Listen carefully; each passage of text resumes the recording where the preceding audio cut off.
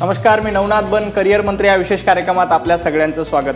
पूर्वी असं म्हटलं जायचं की अन्न, वस्त्र, निवारा ह्या आपल्या माणसाच्या मूलभूत गरजा आहेत, परंतु आता निवारा म्हणजे फक्त घर राहील नाही, तर घर असावे घरासारखे, नको तो नुसत्या भिंती, त्यात असावा प्रेमजिव्हाळा, नको तो नुसती नाती। या प्रेमजिव्हाळ्याबरोबर सुद्धा आपल्या घरातलं इंटेरियर डिझाईन खूप चांगलं असणं आणि ते व्यवस्थित सुटसुटीत असणं खूप महत्त्वाचं आहे। आणि त्याच्यामध्ये सुद्धा करिअरच्या खूप मोठ्या वाटा आहेत, खूप मोठी संधी आहे। ती संधी नेमकी काय त्या विषयावर चर्चा करण्यासाठी आपल्याकडे आज प्राची पात्रीकर मॅडम आलेत। मॅम, खूप खूप स्वागत आहे तुमचं। स्वतः त्या इंटेरियर डिझायनर आणि आर्किटेक्ट असं दोन्ही करतात। मागच्या 27-28 वर्षापासून त्या या करिअरमध्ये काम करतात। मॅम, अगदी सुरुवातीला मला सांगा, इंटिरियर डिझायनर म्हणजे काय? इंटिरियर डिझायनर म्हणजे जेव्हाही कुठचीही जागा येते तेव्हा ती जागा वापरण्यासाठी तुम्हाला आतमध्ये फर्निचर करावं लागतं, लाइटिंग करावं लागतं, ती जागा तुम्हाला वापरण्यायोग्य करावी लागते। सो ती वापरण्यायोग्य करण्यासाठी तुम्हाला जे जे काय आतमध्ये करावं लागतं ते सगळं इंटिरियर डिझायनिंगमध्ये येतं। साधारणतः इंटिरियर डिझायनर एखाद्या विद्यार्थ्याला, आता आपली बरीच मित्र आहेत ते 10वी 12वी पास झाले, त्यांना एखाद्याला याच्यामध्ये करिअर करायचं असेल तर त्याची मूलभूत पात्रता त्याच्याकडे काय असावी? इंटिरियर डिझायनिंगचे आपल्याकडे बरेच कोर्सेस अवेलेबल आहेत। काही कोर्सेस 10वी नंतर आहेत, काही 12वी नंतर आहेत। सगळ्या कोर्सेस ड्युरेशन पण खूप वेगळं वेगळं आहे। म्हणजे 6 महिन्याचा सर्टिफिकेट कोर्स पण आहे आणि तोच आपल्याला डिप्लोमामध्ये 1 वर्ष ते 3 वर्षाचे डिप्लोमा कोर्सेस आहेत आणि डिग्री कोर्सेस तुम्ही गेलात तर 4 ते 5 वर्षाचे डिग्री कोर्सेसही आहेत। अच्छा, तर साधारणपणे एखाद्या विद्यार्थ्याला समजा 12वी नंतर करायचं तर त्याचा मार्क्स किती असावेत, त्यांनी काय काय तयारी आधीपासून केली पाहिजे? मार्क्स तुम्हाला कमीत कमी 50% मार्क लागतात।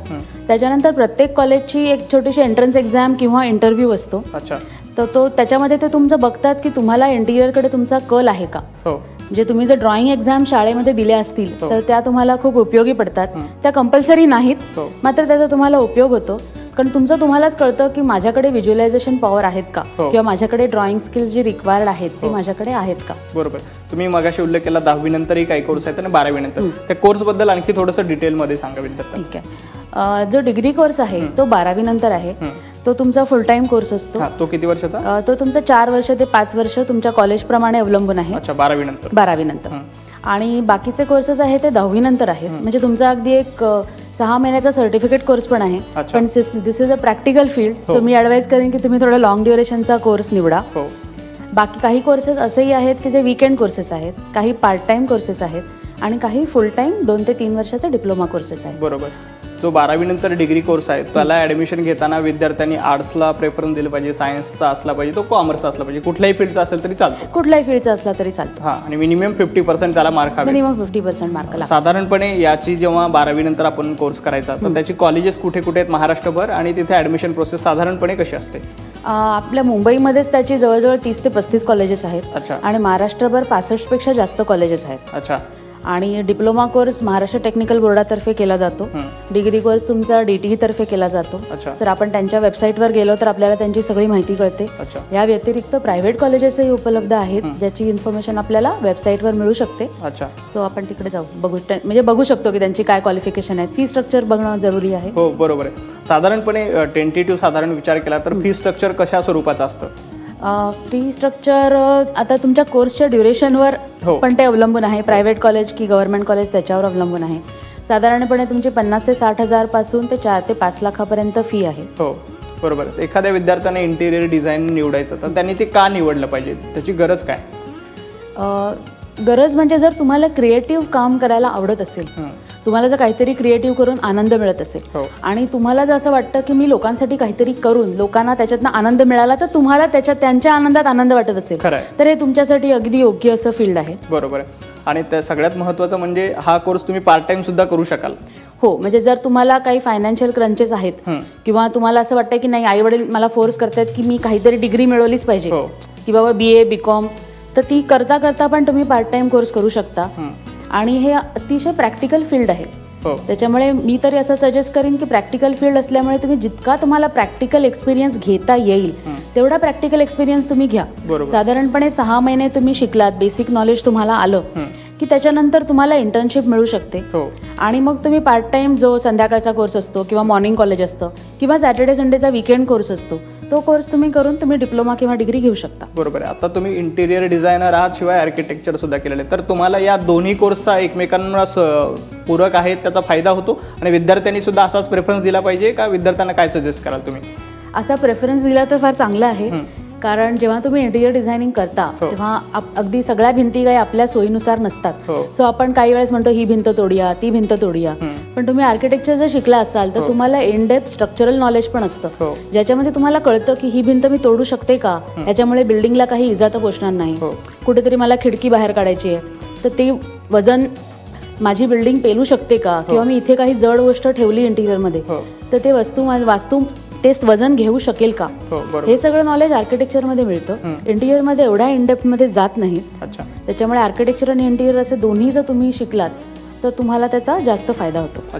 आणि जर तुम्ही म्हणजे फक्त आर्किटेक्चर केलं नाही आणि फक्त इंटिरियर केलंय तर तुम्हाला जर काही तोडफोड करायची असेल तर तुम्ही आर्किटेक्टचा सल्ला जरूर घ्या किंवा सिव्हिल इंजिनियरचा सल्ला जरूर घ्या की ही तोडफोड आम्ही करू का नको. बरोबर आहे. अलीकडच्या काळात खूप प्रगती झालेली आहे, माणसाला पैसा पण भरपूर आलाय, त्याच्यामुळे या क्षेत्रामध्ये संधी पण वाढल्यात. तर त्या संधी कशा आहेत? आता तुम्हाला हवं असेल म्हणजे तुम्ही जेव्हा इंटर्नशिप करता तेव्हा तुम्हाला एक प्रॅक्टिकल एक्सपिरियन्स येतो. तुमचं काम चांगलं असेल तर तुम्हाला त्याच ऑफिसमध्ये जागा मिळू शकते. आणि इंटिरियरमध्ये तुम्ही जसं मगाशी म्हणालात तसं फक्त घरासाठी इंटिरियर नाही आहे, तर तुमचं रेस्टॉरंट झाली, शॉप्स झाली, ऑफिसेस झाली, मॉल्स झाले, ह्या सगळ्या ठिकाणी तुम्हाला इंटिरियरच्या संधी उपलब्ध आहेत. तुम्हाला बिल्डरकडे सुद्धा नोकरी मिळू शकते, कारण बिल्डर कुठचीही बिल्डिंग बांधतो तेव्हा त्याचा तो एंट्रन्स लॉबी करतो. जर रेसिडेन्स असेल तर किचन ते करून देतात, ऑफिस बिल्डिंग असेल तर बरेचदा बेसिक फर्निचर बिल्डर स्वतःच प्रोव्हाइड करतो, त्यामुळे तुम्हाला बिल्डरकडे त्याच्या ऑपॉर्च्युनिटीज आहेत. बरोबर. फक्त इंटिरियर केल्यानंतर जर एखाद्या मुलाला फॉरेनला जायचं आहे तर इंटिरियरचा कोर्स करून फॉरेनला जाण्याच्या संधी काही उपलब्ध नाहीत. अच्छा, पण याच्यामध्ये नोकरी तर आपल्याला बऱ्याच ठिकाणी तुम्ही सांगितली, बरोबर, पण स्वतःचा पैसा कमवण्याचा किंवा स्वतःचा एक उद्योग निर्माण करण्याची पण संधी आहे, ती कितपत आहे?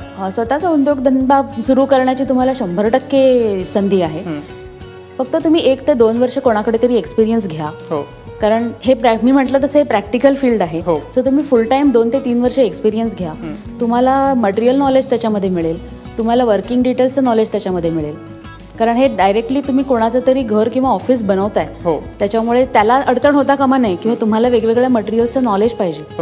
त्याच्यासाठी तुम्ही 2-3 वर्ष एक्सपिरियन्स घ्या आणि त्याच्यानंतर तुम्ही 100% स्वतःचा व्यवसाय सुरू करू शकतो. बरोबर आहे. आता समजा आपला एखादा विद्यार्थी मित्र आहे, तो 8वीला आहे, 9वीला आहे, 10वीला आहे, तर त्याला भविष्यामध्ये इंटेरियर डिझायनिंगमध्ये त्याला करिअर करायचं, तर त्यांनी आत्तापासून म्हणजे 8वी, 9वी, 10वी या क्षणापासून काय काळजी घ्यावी म्हणजे जेणेकरून त्याला पुढे करून सोपं जाईल? बरोबर. त्याने एक तर आपल्या ड्रॉइंगच्या ज्या एलिमेंटरी इंटरमिजिएट परीक्षा आहेत त्या द्याव्या, आणि एक 9वी 10वी पासून जर त्याला या इंटिरियर डिझायनिंगसाठी लागणाऱ्या ज्या काही सॉफ्टवेअर्स आहेत ती जर त्याला शिकता आली बेसिक्स तर त्यांनी शिकावी. ही तुम्ही ऍडमिशन घेतल्यानंतर पण शिकू शकता किंवा आधीपासून पण तुम्ही त्याची सुरुवात करू शकता की तुम्हाला त्याची तोंड ओळख होईल. अच्छा, साधारणतः ही आपण सॉफ्टवेअरचा उल्लेख झाला, ती कुठली सॉफ्टवेअर आहेत जेणेकरून विद्यार्थ्यांनी ती शिकली पाहिजे आणि त्यांना त्याच्यामध्ये गती येईल? बरोबर. सॉफ्टवेअरच्या ह्याच्यामध्ये सगळ्यात महत्त्वाचं आहे ते ऑटोकॅड. ऑटोकॅड तुम्हाला आलंच पाहिजे. ते तुम्ही ऍडमिशन घेतल्यावर शिकलं तरी हरकत नाही, पण तुम्ही प्रॅक्टिस सुरू करायच्या किंवा नोकरी करायच्या आधी तुम्हाला आलं पाहिजे. ऑटोकॅडमध्ये तुम्ही अचूकपणे मोजमाप घेऊन ते तुम्ही त्या पेपरवर उतरवता. त्याच्यानंतर तुम्हाला 3D मॅक्स आलं पाहिजे, ज्याच्यामध्ये तुम्ही व्हिज्युअल दाखवता की हे बाबा ही जागा आहे, हे कसं दिसणार आहे, माझं हे ऑफिस आहे तर ते कसं दिसणार आहे, त्याचा रंगसंगती काय असणार आहे, ते मला दिसायला आवडतंय की नाही, कारण ते माझं ऑफिस आहे, ते क्लायंटला आवडलं पाहिजे. सो ते 3D मॅक्स आलंच पाहिजे. स्केचअप आहे, रेविट आहे, विरे आहे, ही सगळी एक पूरक सॉफ्टवेअर्स आहेत. त्याच्यापैकी जितकी तुम्हाला त्याची तोंडओळख करून घेता येईल तितकी तुम्ही करून घ्या. बरोबर. तुम्ही आता या भरपूर सॉफ्टवेअरचा उल्लेख केला, तर जेव्हा एखाद्या विद्यार्थी 10वी नंतर ऍडमिशन घेतो तेव्हा जेव्हा एखाद्या इन्स्टिट्यूटमध्ये जातो तेव्हा हे सगळं शिकवलं जातं का त्याला अनुभवातून जास्त मिळवावं लागतं? त्याला अनुभवातून जास्त मिळवावं लागतं. जेव्हा तुम्ही कॉलेजमध्ये ऍडमिशन घेता तेव्हा पहिल्यांदा ते तुम्हाला पेपरवर हे सगळं काढायला शिकवतात की जेव्हा एखादी जागा आहे तर त्याची आम्ही पहिल्यांदा जागेची मोजमाप घेतो आणि ती मोजमाप पेपरवर उतरवतो. म्हणजे तुम्हाला त्याचा प्लॅन, एलिव्हेशन, आता हे तुम्हाला जसं दिसतंय प्लॅन, एलिव्हेशन सेक्शन्स आम्ही त्याला म्हणतो, तर ते कसे काढायचे हे तुम्हाला पहिल्यांदा शिकवलं जातं आणि मग ह्याच गोष्टी तुम्ही सॉफ्टवेअरमध्ये करता. बरोबर आहे. आणि सगळ्यात महत्त्वाचं हे क्रिएटिव्ह फील्ड आहे, त्याच्यामुळे तसा विचार करणं, कल्पक असणं खूप आवश्यक आहे. आणि एखाद्या विद्यार्थ्याची कल्पना शक्तीचा विस्तार करण्यासाठी त्यांनी काही तयारी केली पाहिजे? त्याला जर इमॅजिन करता आलं तर त्यांनी स्केचेस जरूर करावी की कारण शेवटी मी काहीतरी इमॅजिन करते हे बाबा असं असं दिसणार आहे, हो. ते तुम्ही पेपरवर उतरवत नाही तोपर्यंत तुम्ही ते क्लायंटला समजावू शकत नाही. सो त्यांनी स्केचिंगची प्रॅक्टिस केली, कलर स्कीम्सची म्हणजे कुठच्याही पेंटिंगची प्रॅक्टिस केली तर तुम्हाला कुठची रंगसंगती चांगली दिसते हे कळेल. हा अभ्यास त्याला जरूर करता येईल आधी. बरोबर. साधारणतः कुठलेही करिअर निवडताना आपण जो लर्निंग, आवड हे सगळं आहे, पण लर्निंग सोबत अर्निंग सुद्धा खूप महत्वाचं आहे की त्या करिअरमधनं विद्यार्थ्यांना किती पैसा मिळतो, त्याचं पुढे लाईफ सेटल होतं का, हे सगळ्या गोष्टी महत्त्वाच्या आहे. तर या करिअरमध्ये तशी शक्यता किती आहे, अर्निंग कसं मिळू शकतं? मी म्हटलं तसं तुम्ही जेव्हा शिकत असता तेव्हापासूनच तुमचं अर्निंग सुरू होऊ शकतं. त्याच्यामुळे पुढेच तुम्हाला जितकं तुम्ही काम कराल, जितकी तुमची कपॅसिटी असेल तसं तुमचं अर्निंग वाढू शकतं. बरोबर आहे. आणि याशिवाय काही ऑनलाईन कोर्स आहेत का जेणेकरून विद्यार्थ्यांना घरी बसल्या याला शिकवता येईल, आणि ते किती ऑथेंटिक आहेत? ऑनलाईन कोर्स आहेत पण ते फारसे ऑथेंटिक नाहीत, कारण मी म्हटल्याप्रमाणे हे तुमचं पूर्णपणे प्रॅक्टिकल फील्ड आहे. जिथे तुम्हाला कोणतरी गाईड करायला असेल तर तुम्हाला ते जास्त चांगल्या तरीने समजतं. बरोबर आहे. म्हणजे या क्षेत्रामध्ये गुरु असणं खूप महत्वाचं आहे, अतिशय महत्वाचं आहे. आणि त्यासाठी मुलांनी अगदी इंटर्न असल्यापासून किंवा विद्यार्थी जेव्हा ऍडमिशन घेईल तेव्हापासून त्यांनी प्रॅक्टिस करणं खूप महत्वाचं आहे. बरोबर. तर प्रॅक्टिससाठी कुठले कुठले मार्ग निवडले पाहिजे त्यांनी? प्रॅक्टिससाठी एक तर म्हणजे नोकरी करायची, पण त्याला काही स्किल्स प्रॅक्टिससाठी असणं आवश्यक आहे. की पहिला स्किल म्हणजे त्याला व्हिज्युअलायझेशन पाहिजे की मी काय बनवणार आहे, आणि ते त्याला पेपरवर उतरवता आलं पाहिजे. बरोबर. सो पहिल्यांदा जेव्हा कुठचंही काम तुम्ही घेता तेव्हा तुम्ही क्लायंटशी बोलता, सो त्याला संभाषण चातुर्य असलं पाहिजे. क्लायंटकडनं त्याला माहिती काढून घेता आली पाहिजे की बाबा तुम्हाला नक्की काय पाहिजे आहे, तुम्हाला कशा प्रकारची रंगसंगती हवी आहे, तुम्हाला काय लुक पाहिजे, तुम्हाला इथे काय काय अकोमोडेट करायचंय. सो तुमचं युटिलायझेशन आणि ब्युटी ह्याचं कॉम्बिनेशन करून त्याला ते पेपरवर उतरवता आलं पाहिजे. मग ते त्याला क्लायंटला समजावता आलं पाहिजे, आणि क्लायंटला तुम्ही जे समजावता तेच शेवटी त्याला जो वर्कर काम करणार आहे त्याच्या लेवलला जाऊन त्याला पण ते समजावता आलं पाहिजे, आणि त्याच्याकडनं ते काम करून घेता आलं पाहिजे की जसं त्यांनी बनवलंय तसंच त्या वर्करकडनं करून एक्झिक्यूट पण झालं पाहिजे. जसं आपल्याला हवंय तसं ते बनलं की नाही याची सुद्धा खात्री करून घेतली पाहिजे. क्लायंटशी एका लेवलवर बोलायला पाहिजे आणि वर्करशी दुसऱ्या लेवलवर. बरोबर. त्यामुळे कम्युनिकेशन स्किल सुद्धा महत्वाचं आहे. याशिवाय आणखी कुठल्या गोष्टी लागतात ते आपण बघणार आहोत, पण एक छोटासा ब्रेक घेऊया. ब्रेक नंतर या संदर्भात तुमचे काही प्रश्न असतील तर 02266102016 या आमच्या दूरध्वनी क्रमांकावर तुम्ही आम्हाला संपर्क करू शकता. एक छोटासा ब्रेक, लगेच परत येतोय. पाहत राहा करिअर मंत्र.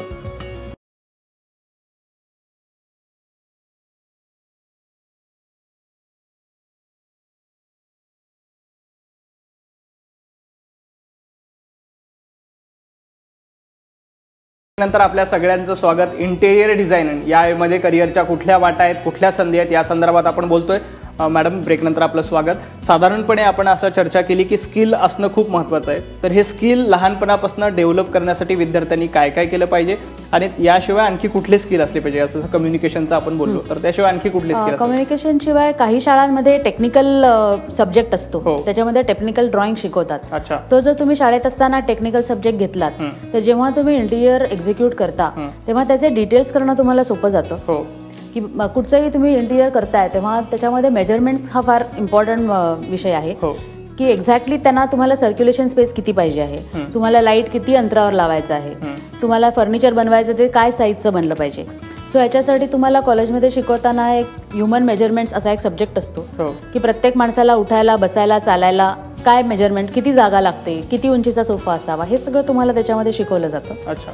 आणि जसं तुम्ही ऑफिस इंटिरियर करताय किंवा पब्लिक इंटिरियर करताय तर तिकडे अमुक एका माणसांना किती म्हणजे किती तुम्हाला व्यवस्था करायला लागेल, तुम्हाला पॅसेज किती सोडायला लागेल, ह्या सगळे तुमचं डिटेलमध्ये स्टडी तुमचा कॉलेजमध्ये होतो. अच्छा. सो टेक्निकल सब्जेक्ट असेल तर तुम्हाला ते डिटेल्स वर्कआउट करायला खूप सोपे जातात. बरोबर. तुम्ही जसं म्हटलं की इंटिरियर म्हणजे फक्त घर नाही तर ऑफिस आहे, वेगळे मॉल आहे, तर याच्यामध्ये शिकवताना त्यातले डिफरन्स काय काय असतात आणि ते कसं शिकवलं जातं? की मॉलचं डिझायनिंग वेगळं, तर त्याचं काय स्पेसिफिकेशन असतं का, तर ते नेमकं कसं असतं? जेव्हा तुम्ही कॉलेजमध्ये जाता तेव्हा तुम्हाला प्रत्येक वर्षी एक एक प्रोजेक्ट्स करायचे असतात. सो जसं की आता तुम्हाला सुरुवात करताना युजली सगळीजण घरांच्या इंटिरियरपासून सुरुवात करतात, कारण सगळ्या मुलांना घराच्या इंटिरियर म्हणजे काय हे माहिती असतं, ते सहजपणे ते करू शकतात. आपण बोलूया. आफताब शेख बोलतायत सोलापूरहून. आफताबजी, स्वागत आहे तुमचं. तुमचा प्रश्न विचारा. सर, मला मुंबईमध्ये इंटेरियर डिझाईनचा कोर्स करायचा आहे आणि त्याच्यासाठी मुंबईतली काही कॉलेजेस असतील तर त्याच्या विषयात मला माहिती मिळेल का, जिथं म्हणजे मी व्यवस्थितपणे करेल आणि नंतर माझं करिअर त्याच्यामध्ये होऊ शकेल? अच्छा. मुंबईमध्ये कुठले ऑप्शन्स आहेत? मुंबईमध्ये मी म्हटलं तसं 35 कॉलेजेस आहेत. तर तुम्ही जर महाराष्ट्र टेक्निकल बोर्डाच्या साईटवर गेलात तर तुम्हाला तिथे सगळी इन्फॉर्मेशन मिळेल. msbt.com किंवा dt.com या आपल्या गव्हर्नमेंटच्या 2 टेक्निकल विषयांसाठीच्या वेबसाईट्स आहेत. तिकडे जाऊन तुम्हाला सगळ्या कॉलेजेसची इन्फॉर्मेशन मिळू शकेल. तिकडे अतिशय डिटेलमध्ये तुम्हाला माहिती आहे की त्या कोर्सचं ड्युरेशन काय आहे, कॉलेजेस कुठची आहे, तुमची पात्रता काय पाहिजे आणि त्याची फी काय असेल, हे सगळं स्ट्रक्चर तुम्हाला तिथे मिळू शकतं. ऑनलाईन बघून साधारणतः फॉर्म कधीपासून सुटतात वगैरे अशी काही माहिती? फॉर्म तुमचे 10वी-12वीचे रिझल्ट लागल्यानंतर लगेचच सुरू होतात. आता सुरू झाले. अच्छा, म्हणजे ज्या विद्यार्थ्यांना आता ऍडमिशन घ्यायचं त्यांनी नक्की याचा विचार करायला हरकत नाही. आपण मगाशी बोलत होतो की जसं हॉटेल आहे, रेस्टॉरंट आहे किंवा मग त्यातलं स्किल कसं ओळखायचं? जेव्हा तुम्ही कॉलेजमध्ये करता तेव्हा पहिल्या वर्षी तुम्हाला जरी रेसिडेन्स दिला तरी पुढच्या वर्षांमध्ये तुम्हाला ते वेगवेगळे टॉपिक देऊन देतात की तुम्हाला कधी ब्युटी पार्लर दिलं जातं, कधी तुम्हाला सांगतात की हे हॉटेल डिझाईन करायचं आहे, एखादा डमी प्रोजेक्ट घेतला जातो. म्हणजे विद्यार्थ्यांना शिकवणारे सगळेजण कुठेतरी प्रॅक्टिस करत असतात. सो ते आपल्याच एखाद्या साईटची मेजरमेंट्स मुलांना देतात आणि त्यांना सांगतात की ह्या साईटवर हे करायचं आहे तर तुम्ही सगळ्यांनी डिझाईन करा. आणि ते मुलांचं डिझाईन झाल्यानंतर त्यांना ऍक्च्युली सरांनी तिकडे काय एक्झिक्यूट केलंय किंवा त्यांच्या मॅडमनी तिकडे काय एक्झिक्यूट केलंय हे पण बघायला न्यायची संधी दिली जाते. बरोबर. सो त्यांना ते पण कळतं की अरे आपण हे केलं, आपण हा विचार केलाच नव्हता, इथे हे बेटर झालंय, इथे ते बेटर असं करायला पाहिजे. तर ते सगळे ऍस्पेक्ट्स त्यांना ते कॉलेजमध्ये शिकताना कव्हर केले जातात. अच्छा, आणि दुसरा एक महत्व की याच्यात चुकीला माफी नाही, कारण एखादी चूक केली तर आपण क्लायंटचं नुकसान होऊ शकतं. तर ते टाळण्यासाठी विद्यार्थ्यांनी काय काळजी घेतली पाहिजे? हे करण्यासाठी तुम्ही जितकी प्रॅक्टिस कराल तितकं चांगलं आहे. जेवढा तुम्ही कोणाकडे तरी अनुभव घ्याल, त्यांच्या अनुभवाचा फायदा करून तुम्ही ते नोट डाऊन करून ठेवाल की ही चूक माझ्या हातनं परत होता कामा नाही. कारण जेव्हा तुम्ही कोणाबरोबर तरी अनुभव घेता तेव्हा तो तुम्हाला गाईड करायला तिथे असतो. आणि तुम्ही जसं म्हटलात की इंटेरियर बरोबर आर्किटेक्चर सुद्धा करणं महत्वाचं आहे, तर त्यासाठी काय काय स्कोप असतो? इंटिरियर बरोबर आर्किटेक्चर ऍक्च्युली होणार नाही, आर्किटेक्चर बरोबर इंटिरियर होऊ शकतं. आर्किटेक्चर तुमचं 12वी नंतर 5 वर्षाचा कोर्स आहे आणि तुम्हाला आर्किटेक्चर प्रॅक्टिस करायची असेल तर तुम्हाला सर्टिफिकेट असणं जरुरी आहे. काउन्सिल ऑफ रजिस्ट्रेशनकडे तुम्हाला रजिस्टर करावं लागतं, काउन्सिल ऑफ आर्किटेक्चरकडे. इंटिरियरच्या बाबतीत तुम्हाला प्रॅक्टिस करायला असं काही बंधन नाही आहे. इंडियन इन्स्टिट्यूट ऑफ इंटिरियर्स आहे, तिकडे तुम्ही रजिस्ट्रेशन करू शकता. पण ते सर्टिफिकेट नसेल तर तुम्ही प्रॅक्टिस करू शकत नाही असं नाही. तुम्ही प्रॅक्टिस करू शकता. तुम्ही रजिस्ट्रेशन केल्यानंतर तुम्हाला काही बेनिफिट्स मिळतात. तुम्ही बाकीच्या इंटिरियर डिझायनरशी कॉन्टॅक्टमध्ये राहता, तर त्या दृष्टीने तुम्हाला त्याचा उपयोग होतो. अच्छा, आणि स्वतःचा एखाद्या विद्यार्थ्यांना समजा तो कोर्स पूर्ण केल्यानंतर एक स्वतःचा उद्योग सुरू करायचा आहे, तर त्यासाठी त्यांनी काय केलं पाहिजे? सुरुवातीपासून काय काय टप्पे आहेत? सुरुवातीला तुम्ही एकदा तिकडे जाऊन प्रॅक्टिस केलीत कोणाबरोबर तरी की तुम्हाला त्याच्यातल्या खाचाखोचा कळतात, जेणेकरून तुम्हाला स्वतःची प्रॅक्टिस करायचा कॉन्फिडन्स 1-2 वर्षात यायला हरकत नाही. सो तुम्ही 2-3 वर्षानंतर तुम्हाला जागा हवी आहे, एक तुम्हाला जागा लागेल. आणि जागेपेक्षाही महत्त्वाचं आहे की तुम्हाला तुमची स्किल्स शार्प होणं जरुरी आहे. कम्युनिकेशन स्किल, ड्रॉइंग स्किल्स आणि डिटेल्स हे तुम्हाला व्यवस्थित आले की तुम्ही स्वतःची प्रॅक्टिस करू शकता. आणि तुमच्याकडे सगळ्या वर्कर्सची स्किल टीम पाहिजे, कारण ती स्किल्ड वर्कर्सची टीम नसेल तर तुम्ही प्रॅक्टिस करू शकत नाही. तसंच तुम्हाला मटेरियल नॉलेज पण खूप सगळं मटेरियल नॉलेज असणं जरुरी आहे. त्याचे टेक्निकल स्पेसिफिकेशन्स, मार्केटमध्ये कुठचं नवीन मटेरियल येतं. आजकाल ग्लोबल मार्केट ओपन झाल्यामुळे खूप मटेरियल्स अवेलेबल आहेत, जगभरातली मटेरियल अवेलेबल आहेत. सो ती मटेरियल मी माझ्या प्रोजेक्टमध्ये कुठे वापरू शकतो, कशी वापरू शकतो, ती माझ्या क्लायमेटला सुटेबल आहेत का, हा पण विचार करायला लागतो. कारण मुंबईमध्ये असेल तर त्याचं वातावरण वेगळं असतं, पुण्यात वेगळं. याशिवाय आणखी कुठल्या स्किल असतात ते आपण बघणार आहोत. पण एक छोटासा ब्रेक घेऊया. ब्रेक नंतर आणखी काही प्रश्न लगेच परत येतोय. पाहत राहा करिअर मंत्र.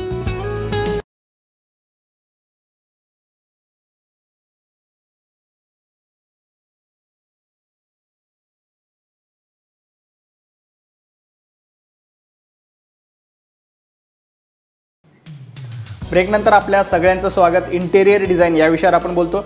मॅम, आपण स्किल विषयामध्ये बोललो, परंतु साधारणतः एखाद्याला इंटेरियर डिझायनिंगमध्ये यायचं असेल तर त्याला कुठले कुठले विषय असणं, म्हणजे अगदी गणित असणं महत्त्वाचं आहे का, किंवा अजून कुठले कुठले विषय असणं आणि त्याच्यामध्ये गती असणं खूप महत्त्वाचं आहे?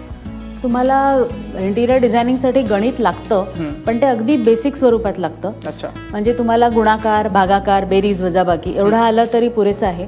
कारण इंटिरियरमध्ये आपण खोलीची कुठच्याही जागेची मोजमापं घेतो, त्याची लांबी रुंदीवरनं आपण त्याचा क्षेत्रफळ काढतो. सो एक सिंपल गुणाकार आपल्याला आला तरी बास आहे.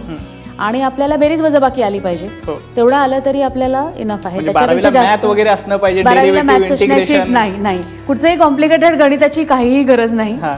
साधारणतः आपण 10वी पर्यंत जे गणित शिकतो ते गणित आलं तरी बास होतं. आणि त्याच्यानंतर तुम्हाला मल्टिप्लिकेशन आली पाहिजे की बाबा हे मला हे करायचं आहे, या गोष्टीचा हा रेट आहे, तर ह्याचे इतके पैसे होते, जे आपल्याला कुठच्याही सर्वसाधारणपणे व्यवहारात लागतं तेवढं गणित आलं तरी पुरेसं. आणि याशिवाय आणखी कुठल्याही विषयात गती असणं महत्वाचं आहे? तुम्हाला मी म्हटलं तसं ड्रॉइंग विषयात गती असली पाहिजे.